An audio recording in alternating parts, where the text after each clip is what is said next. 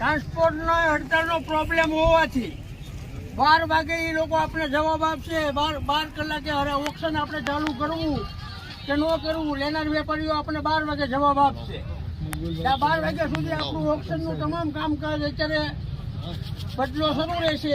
બાકી સારી હરાજી છે 12 વાગે હું ફરી જાહેરાત કરી. બરોબર.